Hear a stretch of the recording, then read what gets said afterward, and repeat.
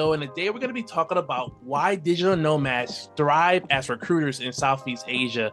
It is a great topic to talk about because I know a lot of people are still reaching out to me asking what are ways and streams of income that I can make as I transition and move abroad to Southeast Asia. And today I want to talk to you about what I do for a living and why I think it's an amazing digital nomad hustle if you're considering moving abroad. You can do this in Southeast Asia, you can do it in South America, you can do it in Europe, you can do it all over. So that's the great thing about being a recruiter. Starting off, we're going to talk about the access to a diverse and growing talent pool. Southeast Asia has a young tech-savvy population with increased English proficiency and strong interest in remote international work. A lot of recruiters are already starting to bridge global companies with local talent, and it's such a huge market demand because you have so many foreigners that are starting to live abroad. So you got your countries like Philippines, Indonesia, Vietnam, and Thailand, most importantly, where it's a booming talent market across tech, customer service, design, and sales. I'm starting to see a lot of niches grow out there as well, especially in the cybersecurity space. And most importantly, I think the industry that's going to always continuously grow is the software engineering space as well. I guess I want to also touch on the fact that it's cost-effective operation. Living in most Southeast Asian countries allows a lot of digital nomad recruiters to operate minimum overhead. I mean, literally, you can just go work in your favorite coffee shop. It's 24-hour cafes. You can work from home versus you being in a WeWork in America and spending $200 a month, to be inside of an office, or the overhead of having employees in an expensive office space town somewhere in America or Australia, or wherever you're at. The overhead can be so expensive. Lower cost always allows a lot of recruiters to scale up their freelance or their agency operations faster than Western countries. And that's really important as well. It's a huge time zone advantage. I know sometimes people think that the time zone can work against you, but it can be an advantage depending on the markets that you target. I always try to remind a lot of people the great thing about recruiting and staffing, you're not limited to the countries that you live in. You can recruit anywhere around the world. So you have your countries between Europe and Australia, overlapping partially with North America. Recruiters can communicate efficiently with both clients in the West and candidates in Asia. Smooth coordination, which is so important as you're trying to scale and build out a team. That structure is really good, that you have that time zone advantage and you know how to use it and take advantage of that at the end of the day. I also want to talk about the flexibility of remote work culture. The recruit industry is increasing support remote work. So we're starting to see a lot of digital nomads no longer sees it as a barrier.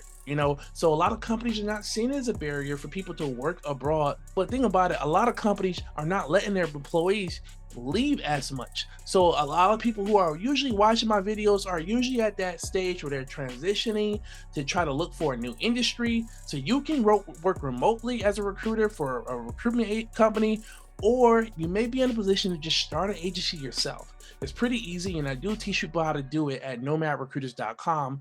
But the great thing about the flexibility and the remote work culture, nomads bring a strong understanding of remote work culture, making them particularly effective at hiring for remote and distributed teams. We're starting to see a growing demand of remote workers for a lot of these countries in Europe and in Australia, depending on your niche that you're specializing in at the end of the day. I want to talk about cultural adaptability for a lot of recruiters that are looking to work abroad as digital nomads. Most nomads tend to be culturally agile, having lived and worked in multiple countries. So this helped them understand local nuances and communicate efficiently across cultures, which is key in recruitment when you're diversifying your streams of talent and your network, especially working with the client side and working with the candidate side as well. Network is going to be extremely important. You have cities like Bali, like Chiang Mai, Ho Chi Minh, Manila is thriving for digital nomad services. So you have the option to work and recruit in these countries, but also assist these countries with their in-demand needs. And this provides a built-in access to co-working spaces. You have your startup hubs, you have your international networking, making it easier to find clients, partner, and job seekers as well. So you can really take advantage of the network opportunities in Southeast Southeast Asia, but also use that advantage for your Western countries and your Australian companies as well. It is really great being a digital nomad and, specializing in the recruiting space.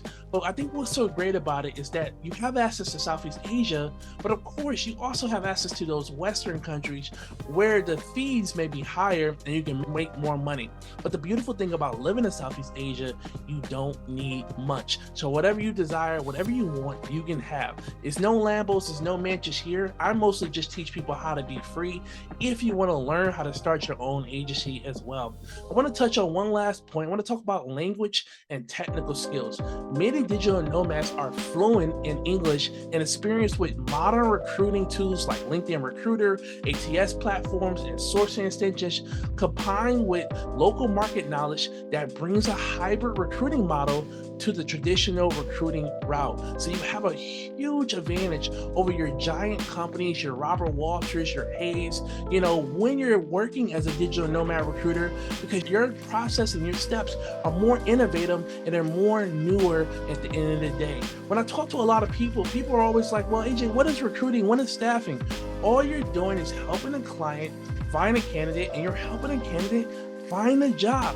How many of you have ever had a friend that you referred to your company and you probably got paid $500 or $2,000 for that referral, and you didn't know that your average recruiter can make $20,000 to $30,000 a deal? So it's really a lot of opportunity out there. No one ever looks at the recruiting or staffing side, because often all you see is the internal side. You see your human resources, but you're not seeing your agency recruiters, the guys out there that's hunting. That's why they call us headhunters. We get paid to go hunt talent for these corporations that's in need of our services. Staffing is a $4 billion industry.